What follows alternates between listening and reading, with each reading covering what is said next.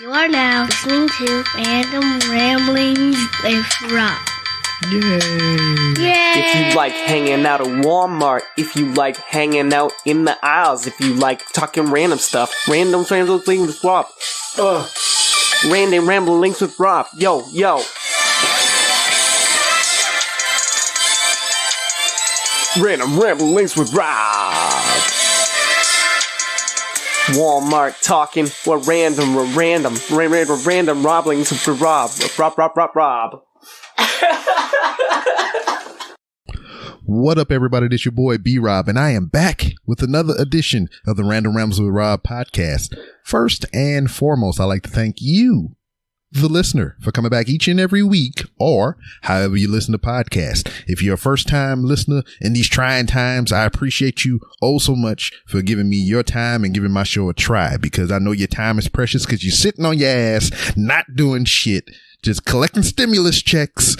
And I'm sorry, I just had to say that. But nonetheless, whatever your situation is, I hope you're safe. I hope you're washing your dirty, filthy fucking hands, especially if you're making my food or making someone's food, and properly wearing gloves and masks. But let's side note, if you're wearing gloves, you're still not protecting yourself, because if you go touch some nasty, dirty shit, you still got the gloves on. When you touch some clean, regular shit like your keys, your wallet, yourself, your belt, or whatever the case may be, you're kind of defeating the purpose. You're still spreading the shit around. So you touch nasty, dirty shit with the gloves, you take them shits off, and you wash your hands to touch regular, normal, clean shit. Now, back to what I was saying. Go back to that person that recommended you to me if you're a new listener, and tell them thank you for sending you my way. And use your social media app of choice to send them that DM to tell them thank you, because, you know, we got to be 6 feet apart. We ain't supposed to be gathering in more than groups of 10. This is an infomercial for the coronavirus from the CDC. And if you are on social media, you can look me up, because I'm there. I'm roaming around, rummaging through the trash cans with my virtual hands and stuff, because I don't want to be in the vicinity touching shit physically with my normal hands. So you can go to Twitter at 3R Show. Give me a follow there and follow the show. You can go to Instagram at the 3R Show. You can watch me not walk through Walmart like I normally do, because we're supposed to be quarantining ourselves and separating from society at the moment. And you can also find me on Facebook, facebook.com/3R Show. I got some videos on YouTube, 3R Show. And for anything that I may have forgotten or missed, you can find on randomrob.com. So now I have a guest joining me for this edition of the show, and we have something in common right off the bat. You know, when I created this show some 4 years ago, I wanted the title to have three letter, freaking title. So the Random Ramblings with Rob, that kind of hit my prerequisites. I got 3 R's. And, the title is kind of a tongue twister if you try to say it too fast, or you're not really thinking about what you're saying when you try to rattle it on out. So that was my cup of tea. That was my mission statement for the show going forward from that point. So now my guest that's joining me here, her actual birth name has 3 M's. So, and we're not talking about that CD corporation, the 3M company, to where they're the ones manufacturing these gas masks and all this other stuff that we're wearing and all these other chemicals that we use commonly in the household. Like, what's that shit? I just watched Dark Water, DuPont, poisoning all the people's water and all this other bullshit. This has turned into a conspiracy theory. God damn, I'm sorry. But joining me from the Bite Me podcast, and we're going to get into all that, because you might wonder, is it a vampire podcast? Is it a food podcast? Is it a kinky podcast? Because some people like to be bitten when they're doing the nasty time. You have questions, but joining me is Margaret Madden from the Bite Me podcast. How are you? I'm good. How are you, Rob? I'm kind of hot right now. I done got into all this dirty hands and touching your face, and these big companies poisoning people and shit. And I don't normally do that. It just came to me. It was like the spirit called me. All right, you're on a bit of a rant talking about COVID and conspiracy theories and stuff. How can you not right now, though? I know we're in the time. We're in the time for that, and it's going to be weird going forward for podcasters because a lot of this stuff is based in the current, and it's all talking about COVID and Corona, whatever the hell you want to call it. So when people of the future, find these episodes and they go back and they do research on COVID or just piquing their curiosity on what happened during that time frame. They got all these podcasts with like COVID in the title, or people just have the COVID subject matter all littered throughout their podcast. So everybody knows what time frame in human history this is going to be from. That's right. 2020, hell of a year. That's what they'll be saying. Oh, yeah. 4 months in and we just getting uppercut, freaking side kicked and all kind of other crazy shit. Yeah, pretty much. I was firmly under the assumption that 2019 was not a all freaking dandelions and sunflower year. I was going to say 2019 was trash. And then January 2020 came around. We was like, fuck. Well, I think 2020 started out with a little bit of hope and stuff, but it kind of went downhill real quick. Yes. So shit, I almost kind of want 2019 back. Well, 2019 was a pretty decent year for me, so I would love to go back. I mean, this time last year, I was planning a trip to Barbados, and like all kinds of great stuff was going on. I started my podcast last year, so 2019 was a great year. I would certainly love to revisit that right now. Yeah, well, so I mean, like I said, it was okay. I mean, because we had so much good that did come from it. You starting your podcast and everything, and right. With the podcast, what came first?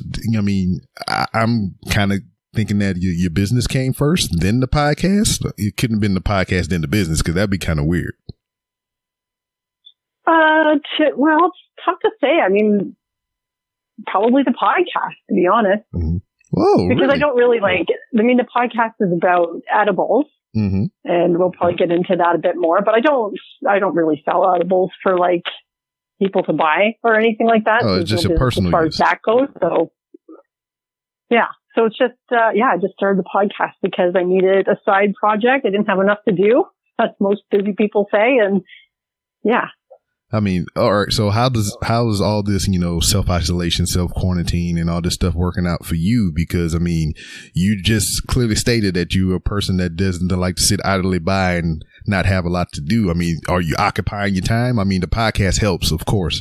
And, the baking, the edibles and all the other stuff, of course. But what are you doing outside of those two things? Well, I think you're totally right. I don't like to just sit around. My house is pretty clean, of course, like a lot of people. And like a lot of people, I've been making bread. I've fooled around with that for a lot over the last few years, but suddenly I've got time to make bread every day. I actually had started a job a little while ago and then almost immediately got laid off because of COVID. So there are some like online courses I'm doing, that kind of thing.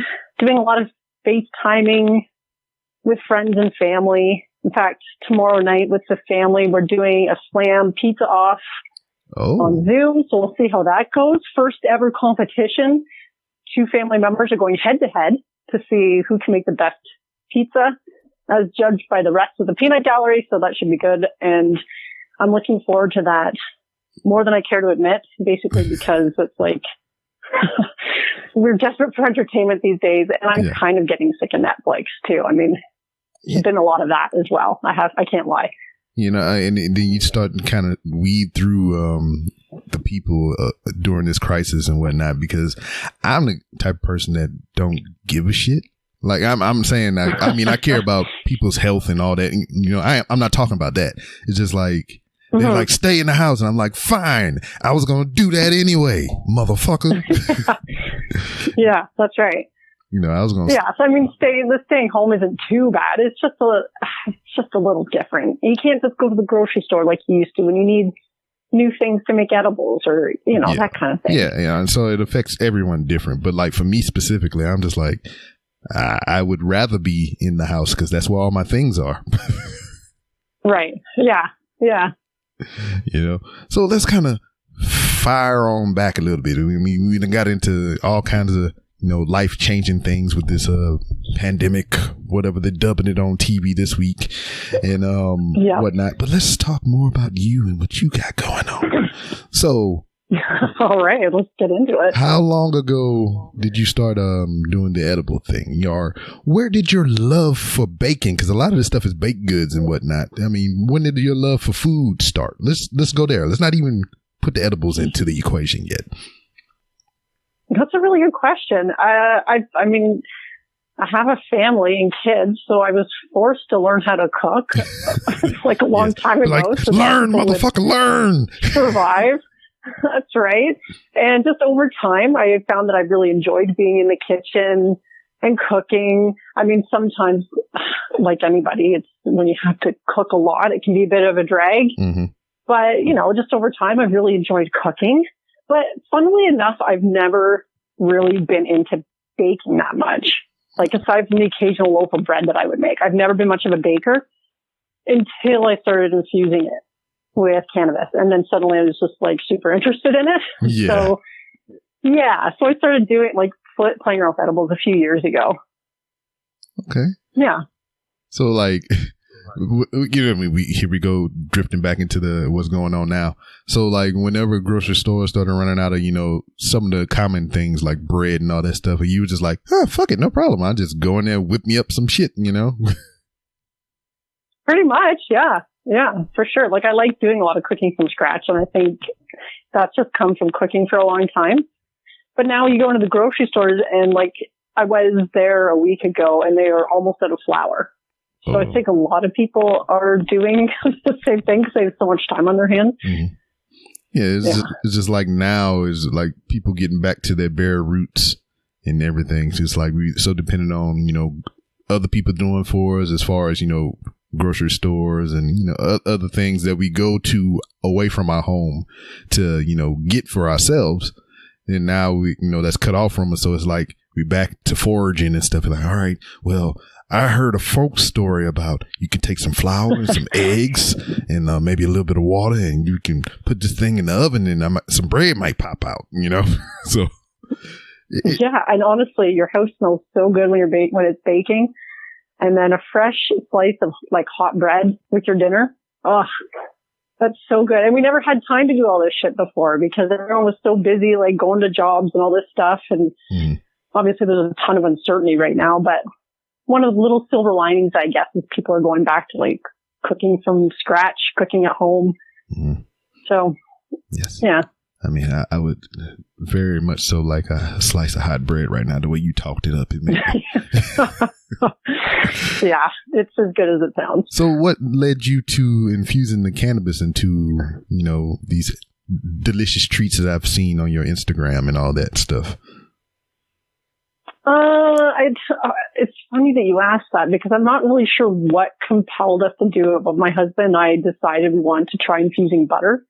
Mm-hmm. We were growing some cannabis plants at the time and had a lot of the trimmings and stuff you normally just toss. So now that kind of leads me around there. It's just now I'm just like, all right, this person wasn't just in the kitchen like, oh no, I'm gonna make this hot bread and shit. You know what? This bread might taste better with some marijuana in it. I'll go in the other room and pull off a couple stems. So you had the marijuana on deck. So right, that's right. It was like a farm to table, as they like to say these days. Oh, homegrown farm to table stuff happening. Yeah, that's right. Homegrown, organic. Yeah, so we had a lot of this extra stuff, and we thought, let's make some butter. Mm-hmm. And that was a painful, time-consuming experience. But I don't even remember what I ended up making with it. But that is how it got started. It's just we thought, let's just give this a shot. We have all the stuff to do it. Let's try it. Right. So you got free. And then my passion from there. You got free range bud. What's that? That's it. You got free range bud. Yeah, exactly. So, I mean, you talking about growing your plants and all that other stuff. I mean, are you in one of the states that's cool with that shit?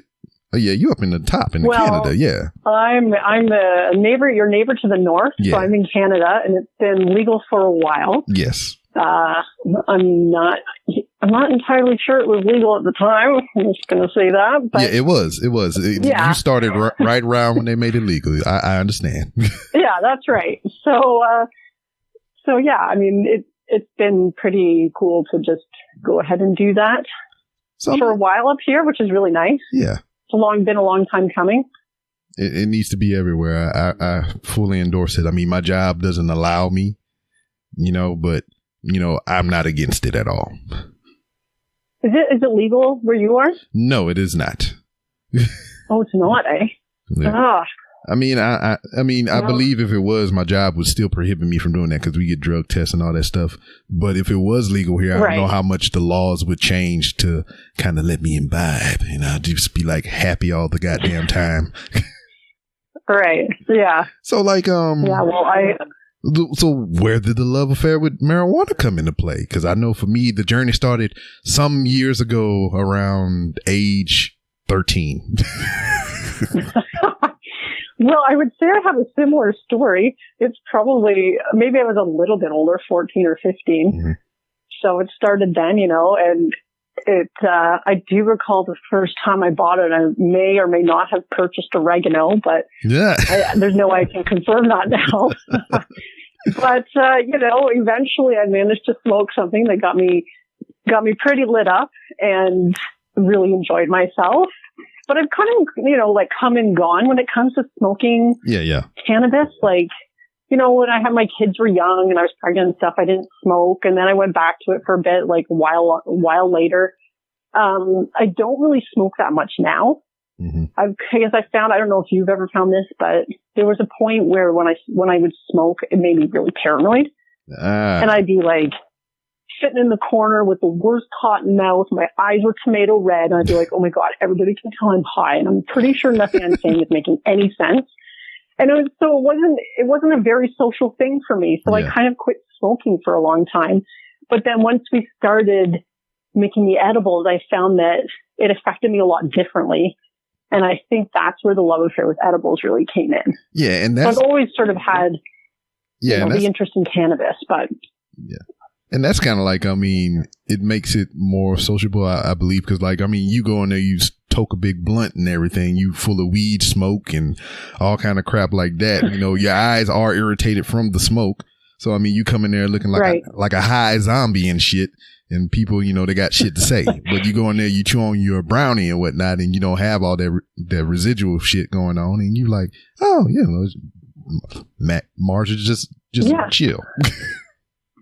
I'm just vibing. It's all good, and because it sort of creeps up on you slowly, you can sort of relax into it and just let it happen instead of just it all hitting you like a ton of bricks after you exhale that last little bit. Yeah. So, and my eyes might still get a little red, but it's pretty, it's not like anything crazy. Yeah. I don't get cotton mouth at all either, which is nice. Yeah, because it's full that's got to be the worst thing about smoking. Yeah, because it's full of brownie goodness or whatever you may have that day. That's right. Yeah. Yeah. So damn, I lost what I was about to say. I got tangled up in think about brownies and everything. Cause I never had the opportunity to partake in any edibles and everything. It was always, blunts and stuff for me. And, you shared some of the first experience of you getting high.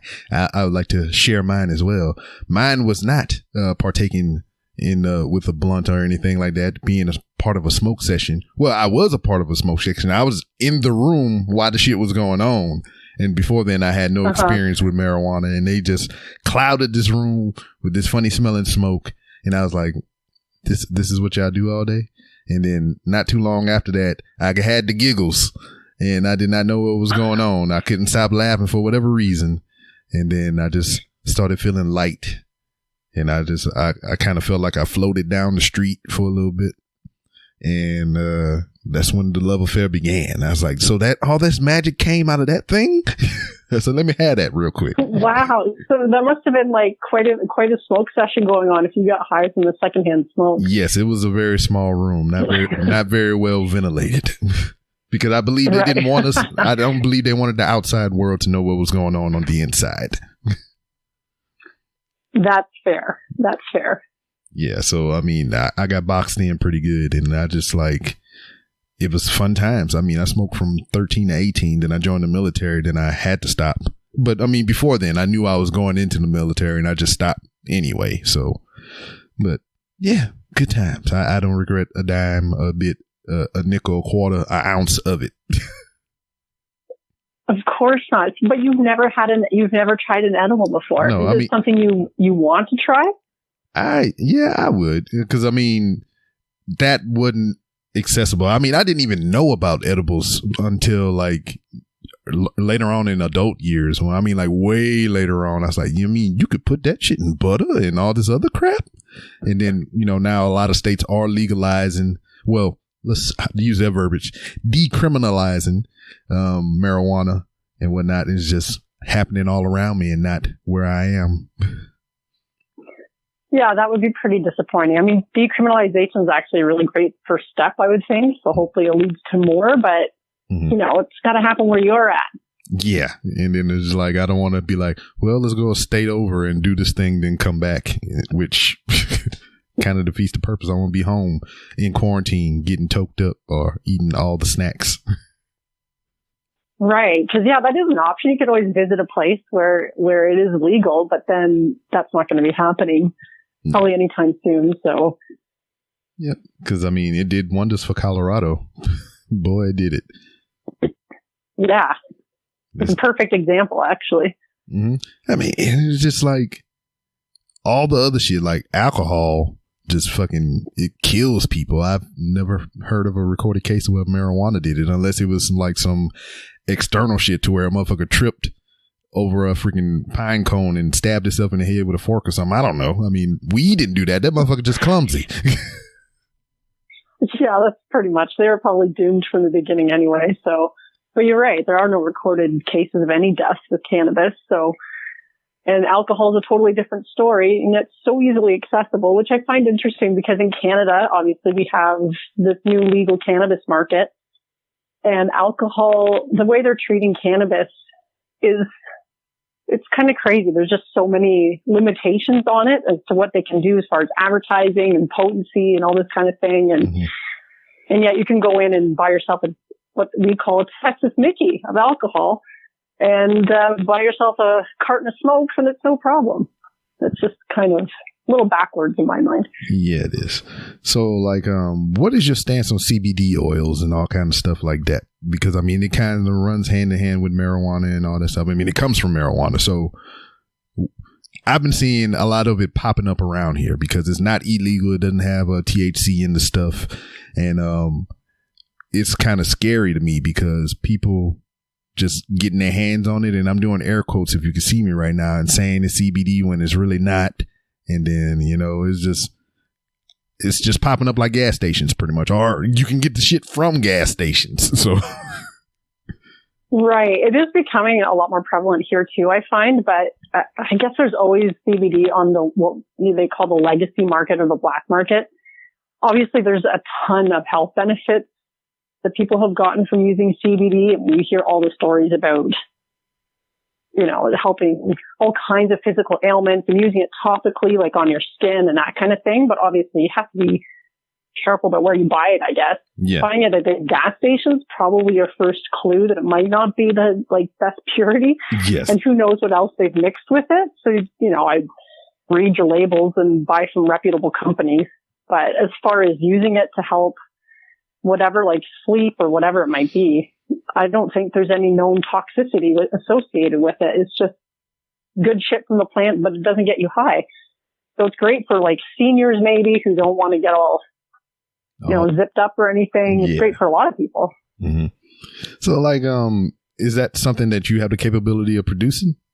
Seeing that you have free range plants and all that stuff?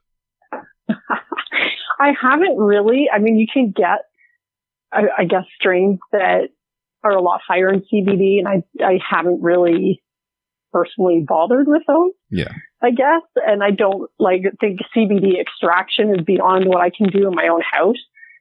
So technically, I guess I could, but I haven't really. Okay. I want the THC. I'll be honest. I'll leave the CBD stuff to companies that know what they're doing, and I'll just focus on what I'm good at. Fair enough. Don't box outside of your range yet. Right. And I assumed, because I'm ignorant and I didn't do any research, that this was a business for you, but it's just, for your own pleasure and, in-house use. But had this ever occurred to you that it could be a business for you and your family? As far as like making edibles, people ask me that all the time. Mm-hmm. And basically my answer is usually no. And it's because for a couple of reasons. One, I think in the legal market in Canada, there's so many rules and regulations, mm-hmm.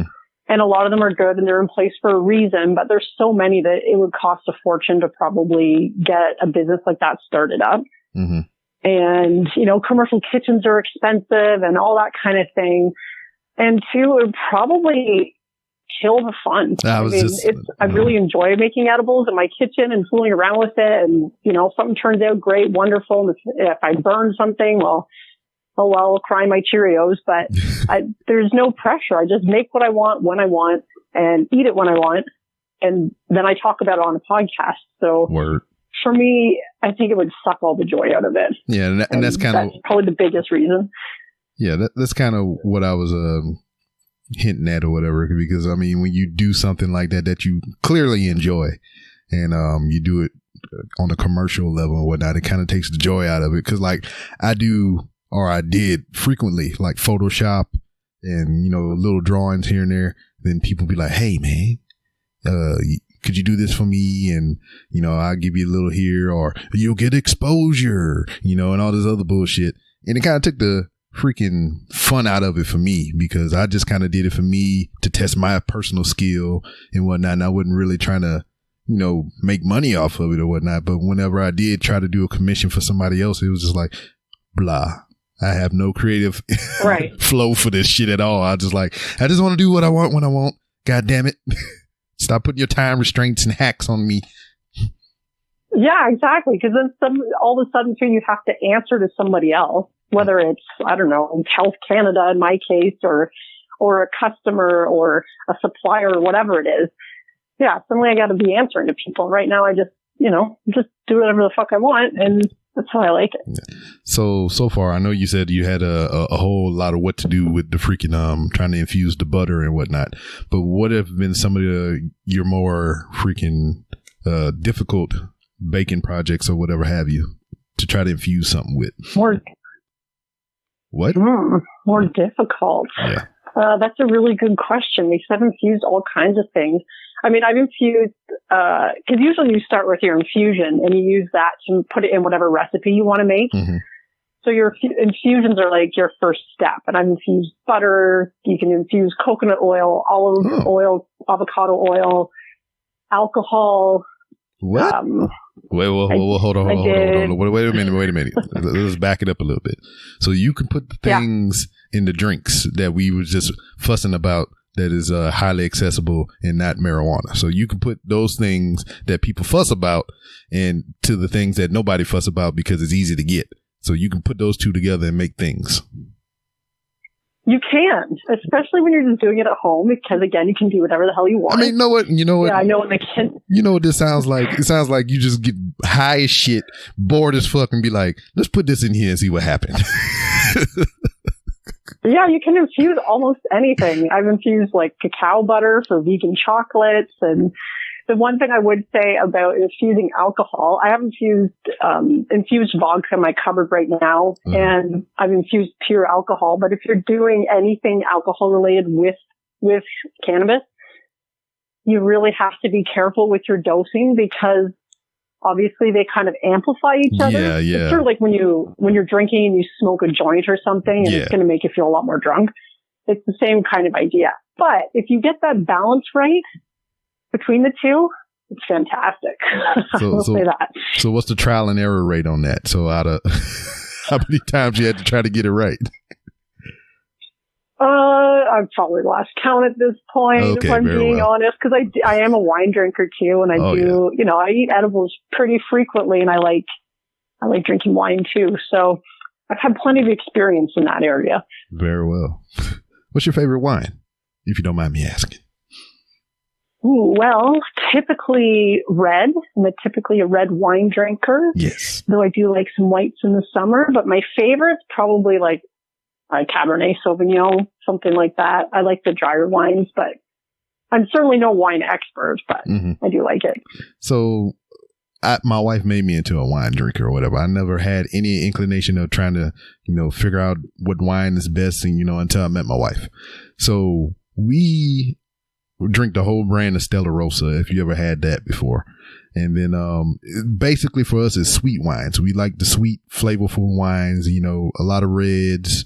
If they got some with tropical flavors, we usually lean toward that. But we tried, to extend our palate beyond, our comfort zone.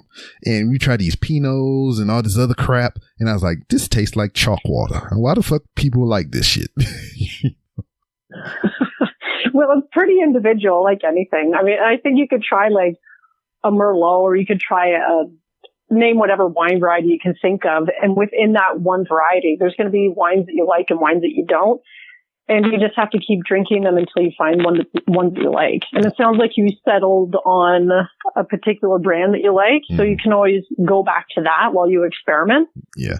But that's part of the fun of wine drinking. It's kind of crazy because like we go back to the beginning of the conversation where I was like, I stay in the house, I keep to myself and all this other stuff. My family is here. So, I mean, I have them to conversate with when, when we're not tired of each other. But it's like, I felt sad those times that we were experimenting with wine. Because, we got neighbors and all kind of stuff, and I'm pretty sure they drink wine or whatever the case may be. But we got rid of so much wine down the drain and all this other bullshit to where we could have probably walked across the street or next door and be like, you like this shit? Yeah, you can have it. Really? You didn't like you didn't like it so much you just dumped it? Yes. It was like, I couldn't even. That must have been some pretty bad wine. Yeah. I mean, it wasn't even like, all right, if you have any bad alcohol, like, I'm talking about like liquor, not wines and nothing. Like, if you get a bad batch, you be like, this is not my brand, but it's alcohol. I'm going to chug this shit and just be done with it. I couldn't do that with this shit. We just like, nah, put that shit in the sink. Right. Yeah, and that's true. If you have a bad spirit or hard alcohol or whatever, you can always mix it with enough stuff. You don't taste it anyway. But with wine, it is what it is. Mm-hmm. And once it's terrible, it's, like you said, there's only one option. It's down the drain. Exactly. So maybe you did your neighbors a favor by not sharing it with them. Yeah, and that's what I think about too. I say I saved a life. My flaw with this whole thing is I didn't tell them not to buy it, so I didn't save them financially. They might have went out in the wild and be like, oh, they seen this brand that I thought was trash, and I didn't say nothing to them, so I didn't save them in that aspect. But in that moment, I saved them from tasting some nasty shit. And that's true. And that's a real service as well, because what would they think of you if you had gifted them this wine and not said anything, and then they're drinking, they're like, this stuff tastes like piss or whatever. Yes. Like, why is he giving this stuff to us? Oh, because he's just trying to get rid of it because it's garbage. I mean, what does that say about you as a person? I know. I mean, it's, yeah. I mean, I got to keep my credibility to my family name. Yeah, that's right. Exactly. It's all about maintaining the family name on the street. Exactly. And it's kind of like beer, the same way with beer for me, because like I don't drink beer at all. It's just like the closest thing that I come to beer is like those ciders, like the apple ciders, the cider beers or anything like that. I mean, I don't even think you can call them beers, just cider or whatever the fuck. So I drink like a Woodchuck or Angry Orchard or something like that. But like full on beer, like a Pabst Blue Ribbon or Coolers or whatever type of beer you're drinking, I can't do that shit. It's like warm, nasty shit. Even when it's cold, it's just like, ew. It doesn't resonate at all. I do like ciders as well, for sure. They're pretty like light and refreshing, especially when it's hot out. Mm-hmm. I do drink beer when it's hot again, but when it's not, I really have zero interest. And in Canada right now, the weather is pretty well up and down, so I'm not drinking beer at all. It's like a summertime thing. So yesterday here in Houston, Texas, it was 80-something degrees, almost 90 degrees yesterday. It was hot, blazing. I was so hot doing some shit yesterday that I put my body in the pool so I can cool off. That's how it was yesterday. You're swimming? Yes. Swimming in pools? Yes. Well, it's been raining here all day, and unfortunately, I don't totally understand Fahrenheit because we do Celsius up here. Yeah. But it was 12 degrees Celsius today, so that was pretty warm. Yeah. But that's what I'm saying. Yesterday, it was so hot that I had to submerge myself in cold pool water. And I wake up this morning and it was 40 something fucking degrees. And currently now it's like 50 something, almost 60. And I was like, what the hell? Oh. So extremely hot yesterday. Yeah, that's a huge difference. Yeah, extremely hot yesterday, then cold as fuck today. I mean, not Canada cold, but cold to me. Yeah, definitely not Canada cold, but it's not really Canada cold here right now either. Mm-hmm. It's spring showers weather. I seen, I forget what my Canadiites, I know that's not what you say it, how you pronounce your thing, but that's what popped into my head. But one of the guys that I know that up there, they live in Canada, they had fucking snow all over the goddamn place, and I was like, I am sorry for your luck. It's not uncommon to get snow in April, that's for sure, and especially if you're a little further north and stuff, then the snow tends to stay on the ground a lot longer too, so... Yeah, no, you say you're sorry, but I know you don't really mean it because you're enjoying nice hot weather and swimming in your pool in April. And here, we don't even think about that until at least another 2 months. Yeah, I'm sorry, not sorry. Because I've lived here stateside in a place that gets extremely cold. I was in Missouri for a number of years, and that was the most snow I have ever seen in my life. And it was cool for the first week. And then after that, I was like, fuck this. I don't want any more. You lasted only a week? Yeah, I mean, because it's not, I'm from down south. I'm from Louisiana and everything. So we down here by the Gulf, and it's always hot and shit. And we don't never ever see snow. I think in my lifetime, I just turned 38, that I've only seen snow maybe twice in my lifetime, living down that way. And it was not even like a full on snow. It was just like a icing, pretty much. It just like it hit the ground, it turned white for a little bit, then it was gone, So when I went and I joined the military, I got to go all over the crazy places. I was mainly on the East Coast. In those places, they got extremely cold, but no snow. And then I went down for another part of my career back to the southern states, so it never snowed there. But on the latter end, I went to Missouri, which is central, and it just gets the vortex of hell. It's all the hot, all the cold, for whatever appropriate season it is. That's what the fuck it is. So if it's summer, it's super hot. If it's spring, it's super fucking polleny. If it's goddamn winter, it's fucking super cold. So you got the extreme of whatever that freaking season is in that place I was in Missouri.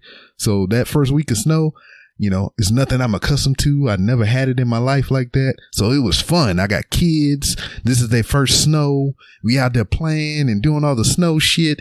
And then it sucked after that because it was too much snow.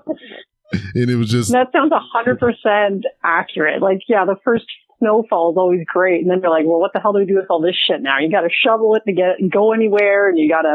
It's a pain in the ass. No, it is a pain in the ass. And the vortex of hell, as you described, sounds exactly like a lot of parts of Canada, to be honest. Mm-hmm. So that's what a lot of people are going through because it is starting to be allergy season here too.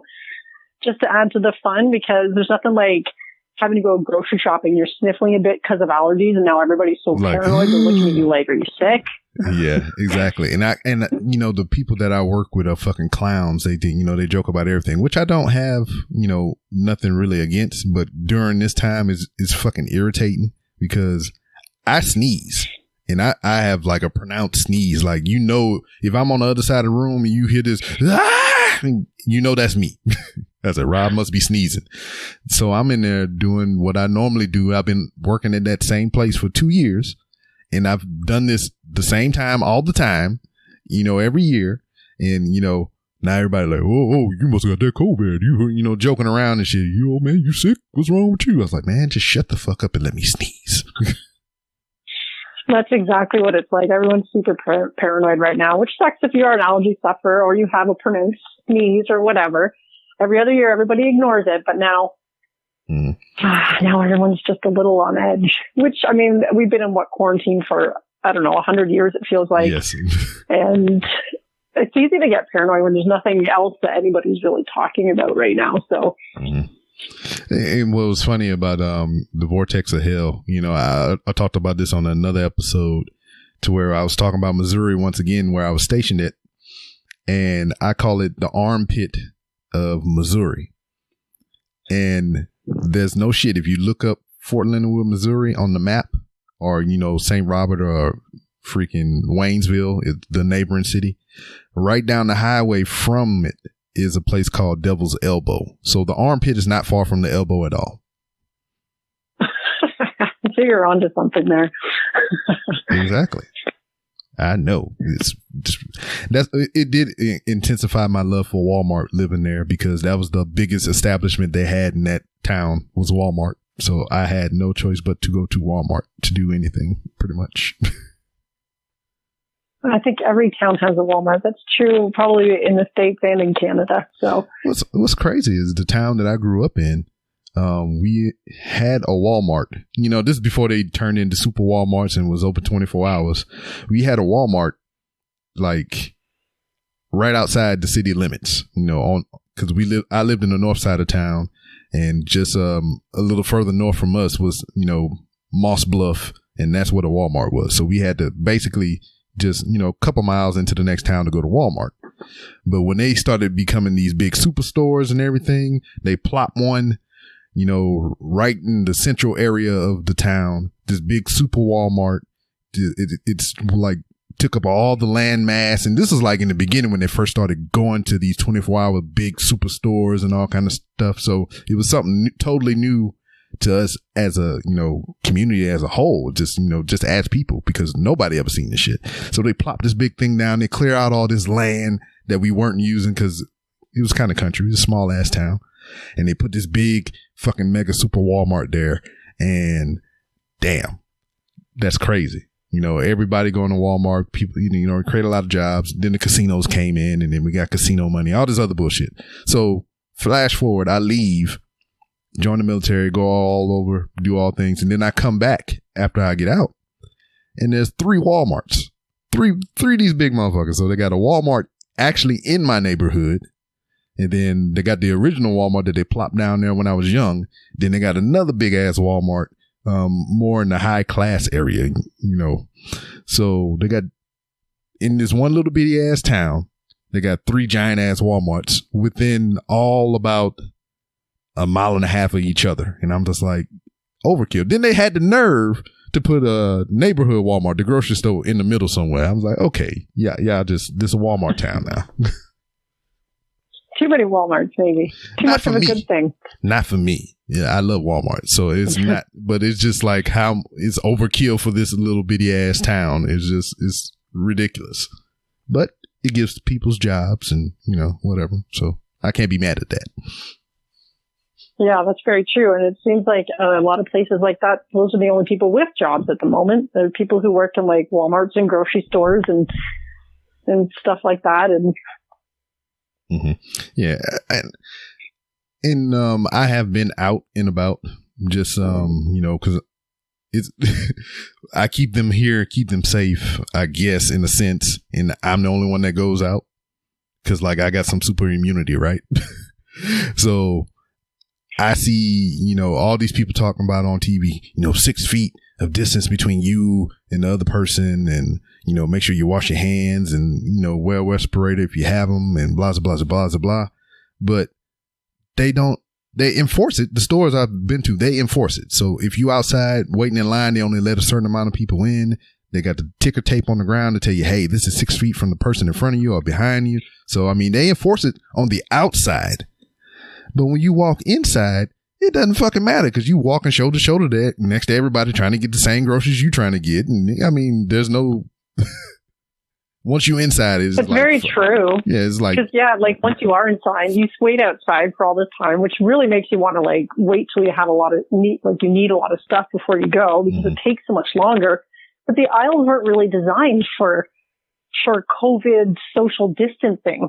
mm-hmm. You know, if you need something and somebody else needs the same item, it's pretty hard to it's hard to navigate the grocery store aisles and maintain 6 feet because they're not wide enough. No. So what do you do? I think I'm the person that's been designated in my household to venture out for groceries as well because of my air quote super immunity. Mm-hmm. But there's got to be one victim, I guess, that has to go out and do the deed. Yeah. So I mean, and then you got the freaking the weed bubble around you and whatnot. You getting all the corona high and shit, and they just die off, and it's like they can't take it no more. I wish that were the case. If it created some kind of magical force field around me, and then the virus particles just bounced off and fell dead to the ground. That's the research I'm waiting for. I don't know. I mean, maybe you can concoct an edible that can combat the coronavirus. Now that I would take to market because that would probably make me millions. So. Yeah. I'm pretty sure there's somebody in the lab somewhere seeing what cannabis oil and all this other stuff can do against this virus. Because I mean, it's not highly put out there or whatever, or highly touted that weed can ail a lot of things, but that's not the focus. So somebody is testing it, and they're gonna if it did I'm something. Sure there is. Yeah. I get asked a lot too, like, can it help corona? Like combat COVID or whatever? And as far as I know, anything that I've read or podcasts I've listened to have not indicated that whatsoever. But interestingly, I had read recently that people are switching to edibles because coronavirus does attack the respiratory system, mm-hmm. and I guess inhaling smoke wouldn't be good. So people are switching to edibles right now, which is kind of interesting. Yep. Because I think they published an article not too long ago about people that smoke. It didn't, regardless if it was marijuana or cigarettes or whatever the case, are still likely or more likely to contract the virus because it's a respiratory thing. Yeah, exactly. Mm-hmm. So there's a new interest in edibles right now. So hopefully people can listen to my podcast and learn how to make them at home while self-isolating. Yeah. Get high on your own supply.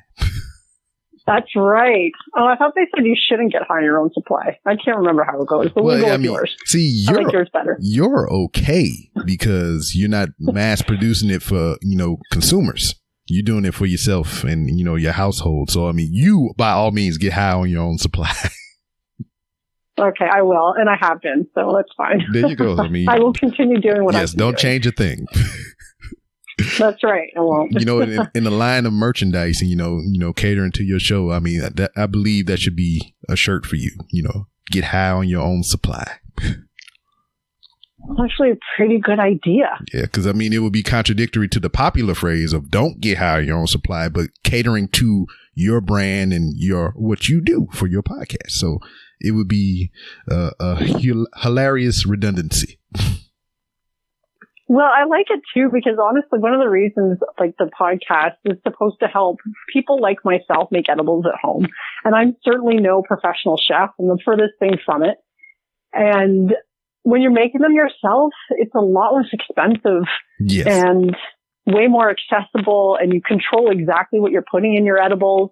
You can use the best ingredients you can afford to buy. And when you're buying the edibles, whether it's on the black market or the legal market, you just don't. There's limitations there. Like in Canada right now, the maximum dose is 10 milligrams per package when it comes to edibles, mm-hmm. which is a really low dose. I'm probably in the 40 to 50 milligram range when I'm taking edibles. Allegedly. So that means I'd have to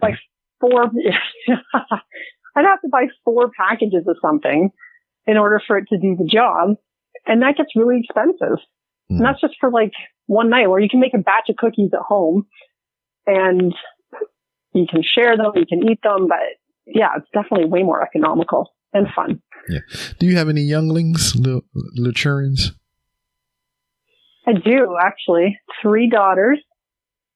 And they are not really younglings anymore. I mean, they're young, obviously, but they're 19, 20, and 22. Oh, yeah. They are. So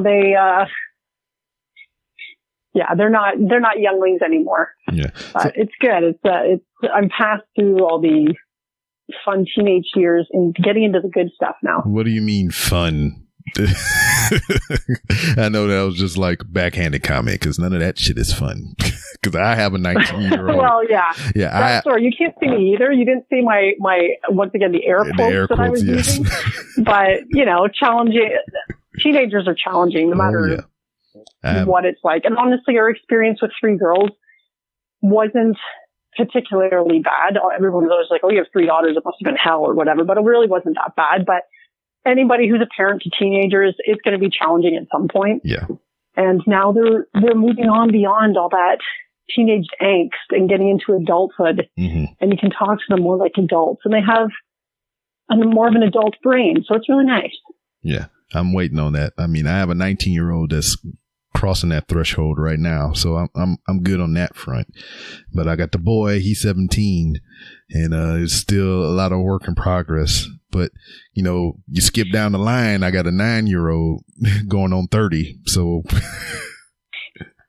yeah. So you have some challenging times ahead for sure, but it gets better. I mean, you're seeing that probably with your 19-year-old as they grow up and mature a little bit. That parenting changes a lot when they get older and more independent. But Yep.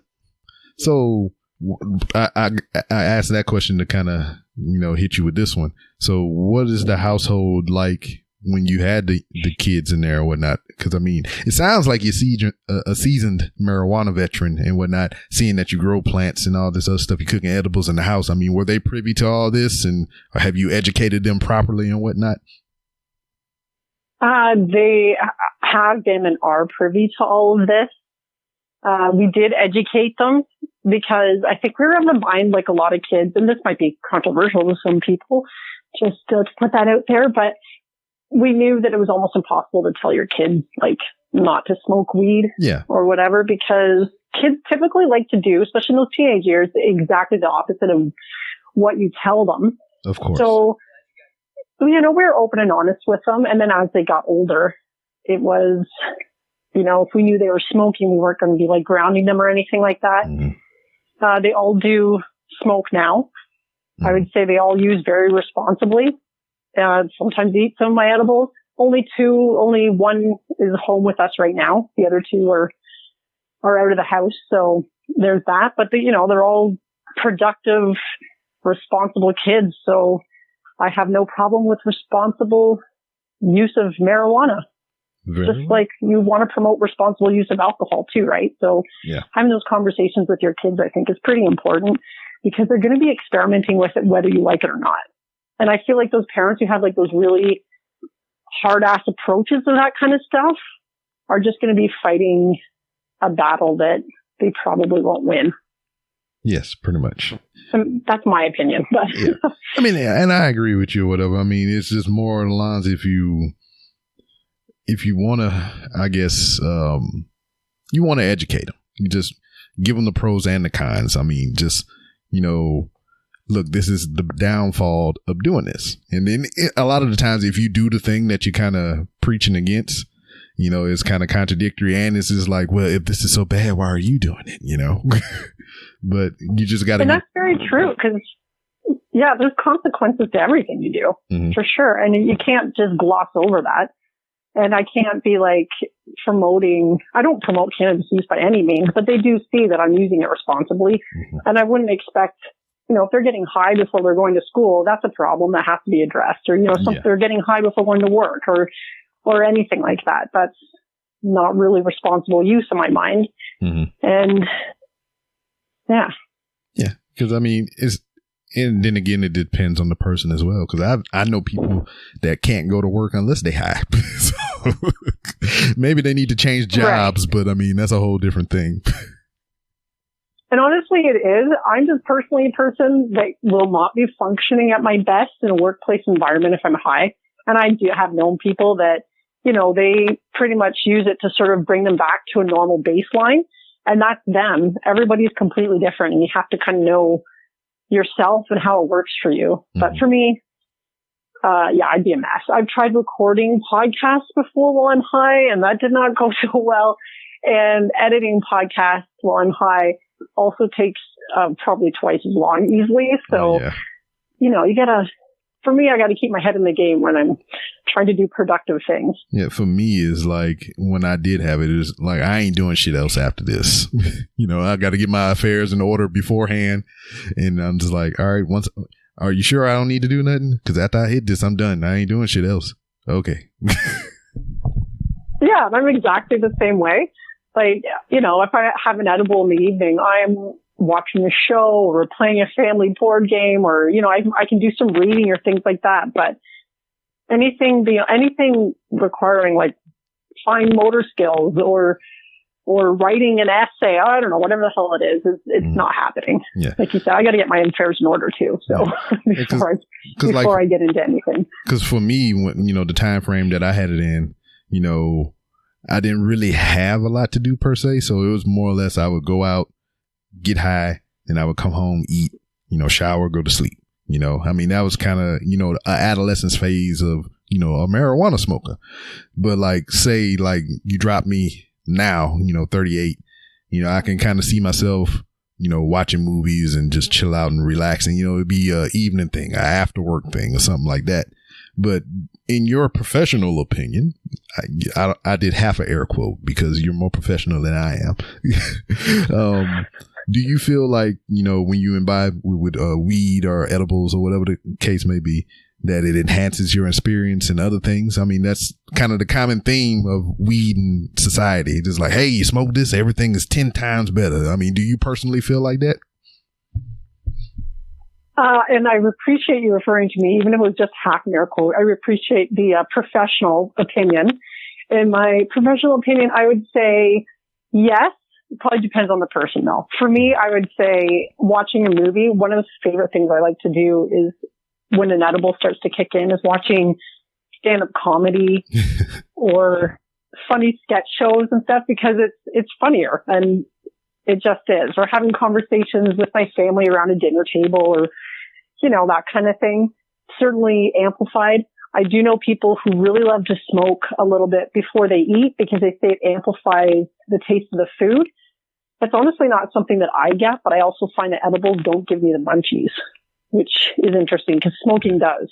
It gives me terrible munchies, actually. That's weird. But then again, with edibles, you kind of satisfying that munchie at the same time because, you're eating and getting high. When you smoking, you just smoking. You're not eating. So afterwards, you're like, I need to eat something. So, it kind of satisfies at the same time. Yeah, and maybe that's one of the other reasons why edibles are so great, because you don't get the munchies, because you are satisfying the sweet tooth or whatever it is with just that little bit of something. And then you can go about your evening relaxing, like somebody would if they came home and had a glass of wine after a stressful day. Yes. Very similar to that.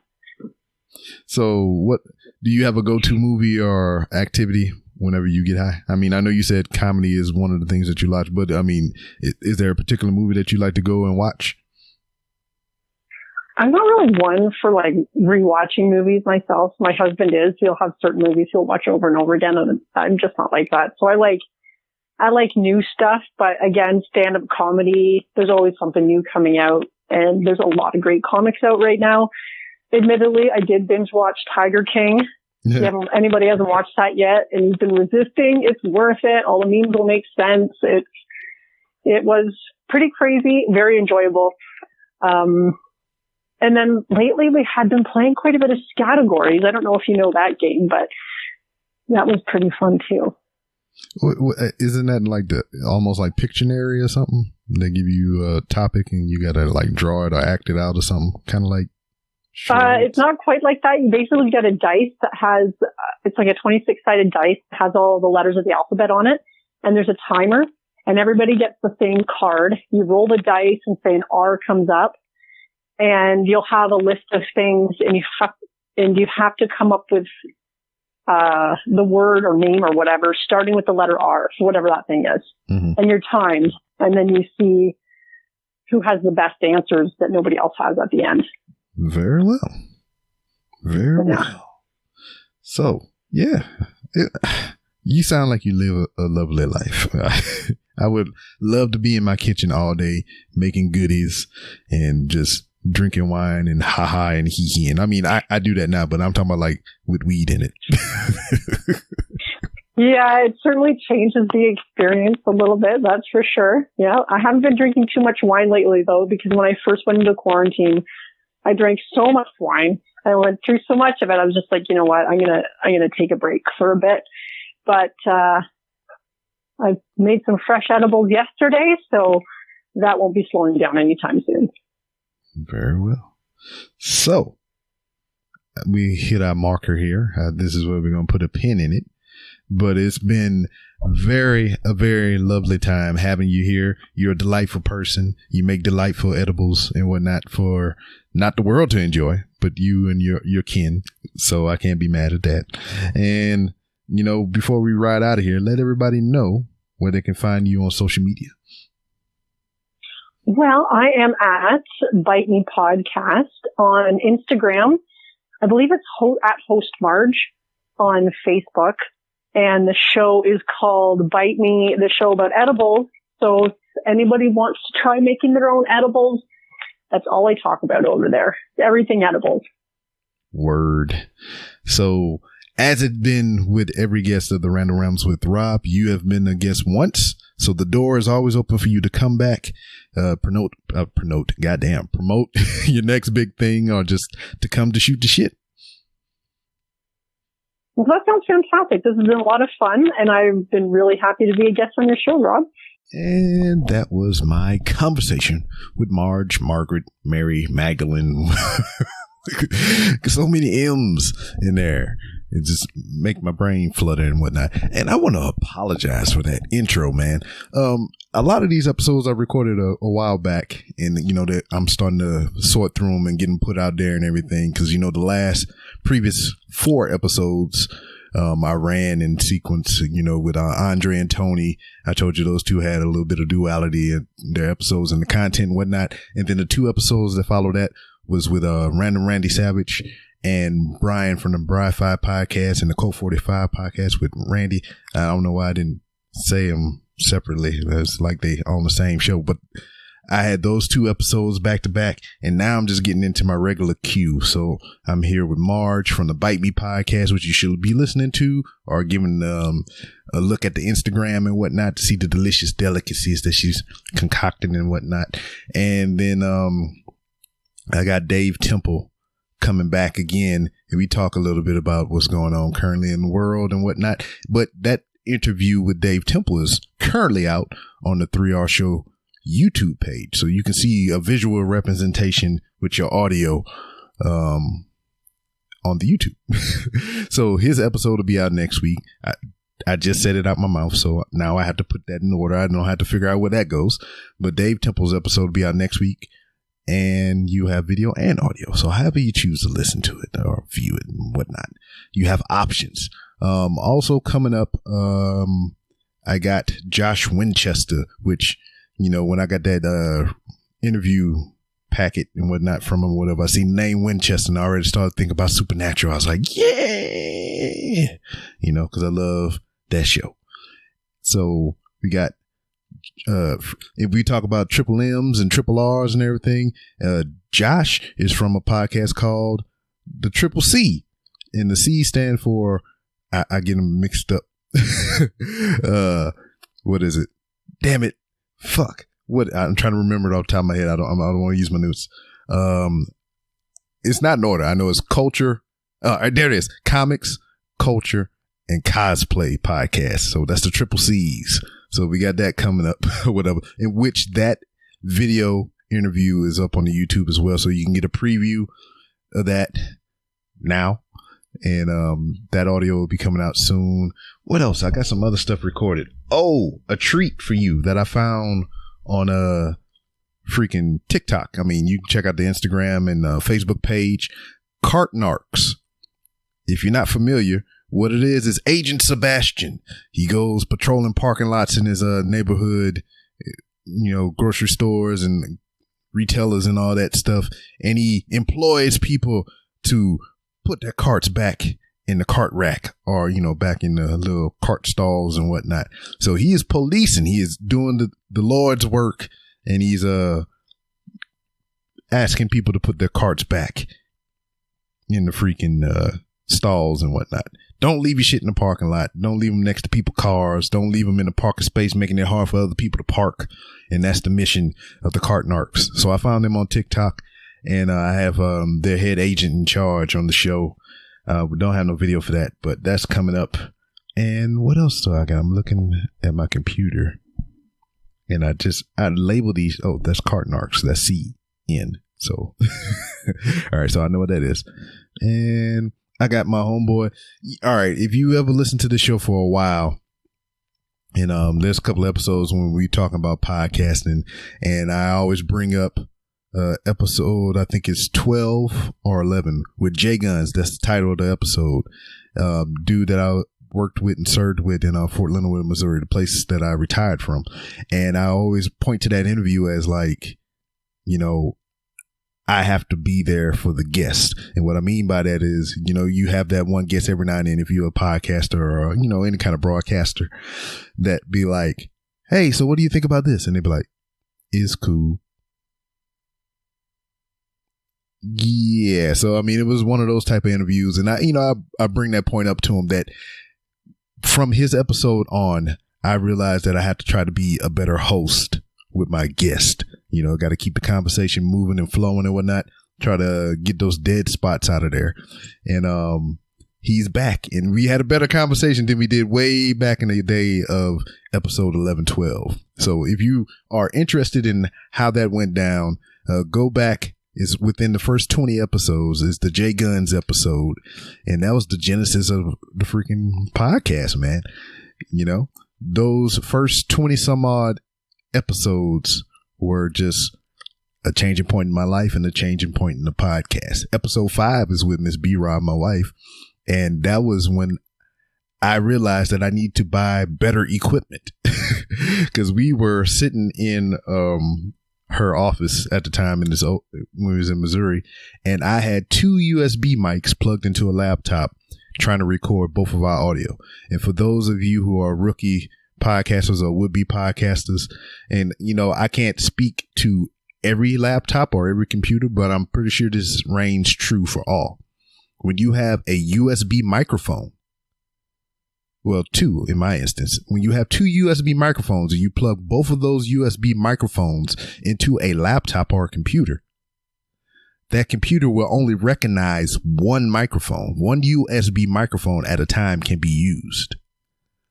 Unless you got some crazy workaround or whatever, but standard. If you plug 2 USB microphones into a laptop or a computer, you know, desktop, it will only read one audio. So I did not know that. I thought you had USBs, you got USB ports, you plug them bitches in, and they both work. So that's when I realized I need to buy me a mixer. So yeah, check that out. I'm giving you throwback episodes to check out. So check out the Jay Guns episode 11 or 12, I believe, and episode 5 with Mrs. B-Rob. Her first ever appearance on the 3R show. Now she makes her yearly appearance for my birthday. Ask Miss B-Rob. That's coming up 2021. I'm excited about that. Good times. But anyway, I got off track. I'm giving you future guests and whatnot. There's more to come besides the ones I mentioned. And I appreciate you for joining me on this audio journey with Marge from the Bite Me podcast. And like I said, here up on social media, all the things are in the show description like I always do. I don't even know if y'all paying attention to the show description, but there's info in there. So it's cool. And lastly, before I ride out of here, the studio is coming into its own. I just painted the second coat of paint on the outer walls of the office. I did the second coat of paint on the floor in the office. So once the floor is all situated and everything, I can go on to paint the ceiling and the walls within the inside, and then that will be it, other than placing down the baseboards to hide my amateur ass drywall cuts. And you know, this is crazy because I'm so much of an amateur and everything. I'm doing this stuff, and there's a lot of work around for me because I built this room in a garage that is on a slant. So 4 feet of the slab is, you know, level. And then from that 4 feet down into the driveway is slanted at an angle. So we didn't know this or pay attention to this when we was building the framework and everything. And I had to cut all my drywall sheets at an angle and everything. And now for my door entrance, you know, I had to do all kind of shenanigans for the door because the door doesn't sit flush to the ground. And if I did put it flush to the ground, the door would be cockeyed. It would be sideways. So I had to hang the door straight, and then I had to put filler in the bottom so it can be level in the end. And that's an amateur ass job with some masonry freaking mud that I did. And then now, you know, usually when you look at a door at a house or whatever, they got the little trim around the door, you know, the little door trim and whatnot. Just either cut at a 45 or however they put that around the door. I can't do that because my shit is uneven. So there's so many shenanigans with this room and everything. And when I put my desk in, my desk will be level and flush and everything. But when I put furniture in there under the desk, like drawers and, you know, cabinets and everything, those will be uneven because the floor is uneven. It can't sit flat on the floor. The desk will be straight and level because it's going to be mounted to the wall. But everything that's on the floor is going to be tilted to one side because the floor is slanted. I have some workarounds for that. Of course, I'm buying some adjustable feet for my furniture, and I plan on making all my furniture in there and whatnot. More amateur shit. You know, I'm buying all kind of tools I never thought I would need and want and shit. But it's been a fun process. I'm learning. I'm exploring my manly roots and doing the shit with my two hands, you know, becoming a mountaineer and shit. But, you know, my father tried to teach me this shit, but I was an unruly kid and I didn't want to pay attention. Now it's biting me in the ass, which I've said many times before. So listen to your parents. If there's any youngins still in the house with their parents and they listen to this podcast, I hope you have permission if you're under the age of 18. But listen to your parents every now and then. I'm not saying every choice that they make for you is right or you're going to agree with, but at least listen when they try to give you some skills on something. You know, if they teach you try to change a tire or something, keep that shit, you know, because you never know when you're going to have to change a tire. But anyway, I've rambled long enough. Let me give you my social media outros. You can find me on Twitter at 3R Show for all updates dealing with the show. And you can find me on Instagram at the 3R Show for all kinds of shenanigans and progress on The Office. And YouTube, I'm getting more interviews that I put up there. I put some flashback episodes up there and more to come from my previous YouTube, which is still up, but it is what it is. And everything else, you can go to randomrob.com to find many different ways to help support the show, to include Patreon. I only got one tier. I have two, but you know, one is what I'm really concerned about, and that's the $1 tier. Is to show your monthly support for the show. You get some cool free doodads and whatnot and everything, and $1 a month goes a long way. But what I say about this, I have merchandise on randomrob.com, and I feel like I would rather you buy some merchandise than contributing to Patreon, which, you know, if you're going to do either or, I mean, I'm very appreciative, but if you buy one hat, $35, or a shirt that's like $18 or something like that, that's 18 months of patronage that you would do in Patreon, all up front. Or that's 35 months of patronage, you know, buying a hat, you know, you don't have to give all that. You don't have to keep giving that dollar once a month or whatever. You can just buy a shirt, buy a hat, and that's your patronage to the show. You know, and it goes a long way. My homeboy Mario just bought a shirt, and his shirt contribution went into paint for The Office.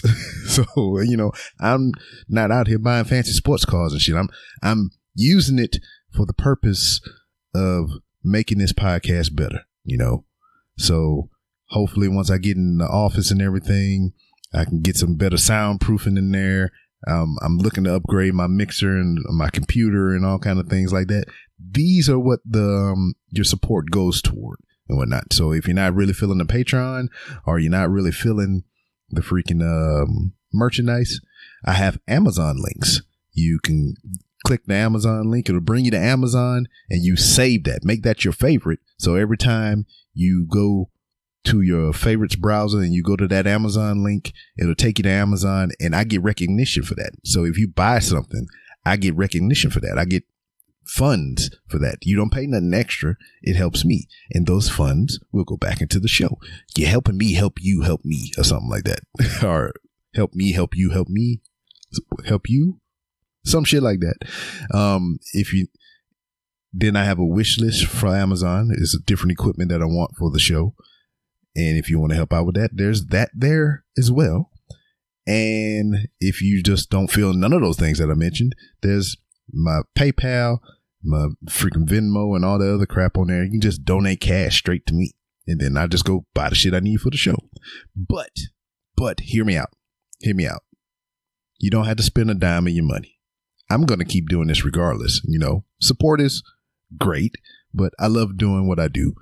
And the most important way that you can help support this podcast, Marge's podcast, anybody else's podcast that you listen to, is by writing reviews.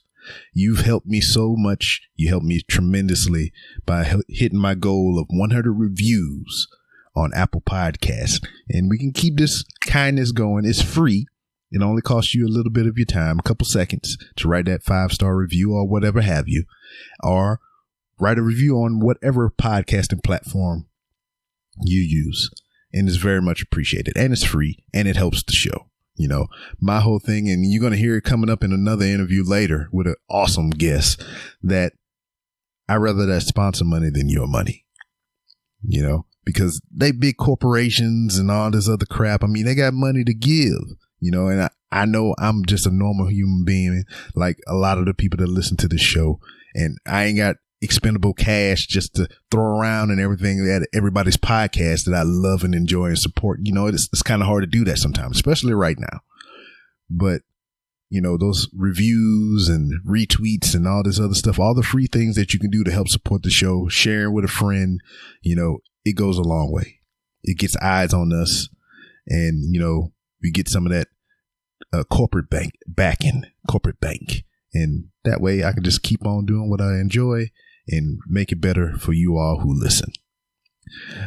One final thing before I go, don't forget the sponsors. See, I mean, the sponsors. Go to Hooks, Rubs, and Spices. That's hooksrubs.com, or you can go to hooksrubsandspices.etsy.com.